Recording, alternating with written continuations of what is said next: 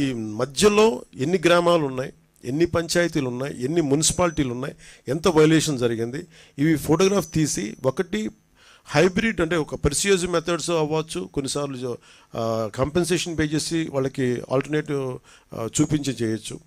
ఏదో ఒక 2-3 అంటే మన హైడ్రా లాగా ఒక్కటే మనకి నాకు తెలుసు పనిచేస్తుంది నేను అనుకోవట్లేదు, ఎందుకు కోర్ట్స్కి వెళ్ళినప్పుడు ఎన్ని ఉంటాయి.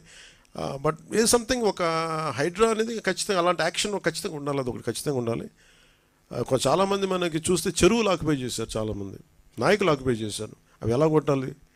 వాళ్ళకి కూర్చోబెడితే ఎవ్రీవన్ ఈజ్ పవర్ఫుల్ ఆ ఏరియాల్లో. సో వాళ్ళని కూర్చోబెట్టి కొంత కన్విన్స్ చేయాల్సి వస్తే వాళ్ళని విల్ఫుల్గా మన భూదాన్ మూమెంట్ లాగా వాళ్ళ సొంత భూములు ఇచ్చారు, మన భూములు మనకి భూదాన్ మూమెంట్ అలాగా వీళ్ళు చేసిన వయలేషన్స్ని వీళ్ళే స్వచ్ఛందంగా ఒప్పుకొని బయటికి వెళ్ళిపోయి ఇల్లు వాళ్ళే కూల కొట్టేసుకోవటం, అలాంటిది ఒక మెథడాలజీ. అలా లేదంటే మిడిల్ క్లాస్ ఉంటారు, వాళ్ళు తెలియదు, వాళ్ళ అపార్ట్మెంట్లో డబ్బులు దొరుకుతుంటే ఇల్లు కట్టేసి ఉంటారు, వాళ్ళు నలిగిపోతారు. సో వాళ్ళకి ఏం చేయాలి? ఇట్లాగే చాలామందిని ఒక హ్యూమనిటేరియన్ ఆస్పెక్ట్ కూడా దీంట్లో చూడాలి. చాలామంది వాళ్ళు రిటైర్మెంట్ డబ్బులన్నీ పెట్టి వచ్చిన అపార్ట్మెంట్ కొనుక్కుంటారు.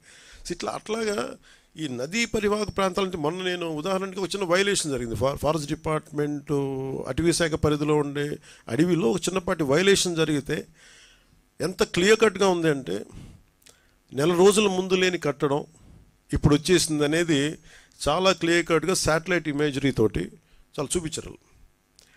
అలాంటిది మనకు మెథడాలజీ ఉంది. కర్ణాటకకి వెళ్ళినా ఈవెన్ ఒక చెట్టు పడిపోతే తేడా తెలిసిపోద్ది, అంత మానిటరింగ్ ఉంది. Remote sensing, national remote sensing agency మన శాటిలైట్స్ ద్వారా.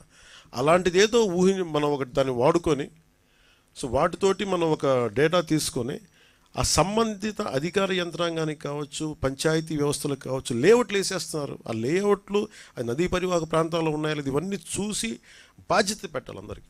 అందరూ కూర్చొని it is not just position of ఒక ముఖ్యమంత్రి గారో లేదంటే దాని పక్కన ఉన్న సంబంధిత వ్యక్తులు కాదు, అందరికీ ఆ బాధ్యత అందరికీ తీసుకోవాలి. దాన్ని రైట్ ఫ్రమ్ పంచాయత్స్ నుంచి ఈ బాధ్యత తీసుకోవాలి లేఅవుట్స్ వేసేటప్పుడు. అలాగే లోకల్ పొలిటికల్ లీడర్స్ కూడా ఇప్పుడు వాళ్ళు ఆలోచించాలి. ఇలాంటి ఇల్లుని మనం ఎంకరేజ్ చేస్తే భవిష్యత్తులో మనకి ఏం జరగబోద్దు అనేది అందరూ తీసుకొని అధికార యంత్రాంగాన్ని భయపెట్టేసిన తర్వాత ఎవరికాళ్ళు ఒక ఏమంటుందని దాని కైండ్ ఆఫ్ మజిల్ పవర్ తోటి నెట్టుకుని వెళ్ళిపోతే వచ్చిన సమస్యలు ఇవన్నీ. అలాంటివి చేయాలంటే we have to empower bureaucracy, we have to tell them it is their right to why they should stop it. వాళ్ళకి ఎందుకు కట్టకూడదు అనేది మనం ఎంపవర్ చెయ్యి. పొలిటికల్ లీడర్షిప్ వాళ్ళకి అండగా నిలబడకపోతే మటుకు ఇలాంటి వైలేషన్స్ మేము ఒక 10 years తర్వాత, ఒక 15 years తర్వాత, 20 years తర్వాత ఇంకో ప్రభుత్వం వచ్చినా కానీ ఉదాహరణకి రాదనుకోండి, బట్ చెప్తున్నాను, మనిషి ఆశావాది కదా.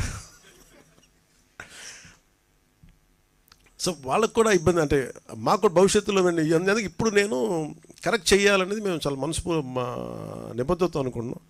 సో అందుకని ఎలా చేయాలనేది మీకు తెలియజేస్తాం. మనం అందరం ఇన్ఫర్మేషన్ షేరింగ్ చేసుకుంటాం ఖచ్చితంగా మీతోటి.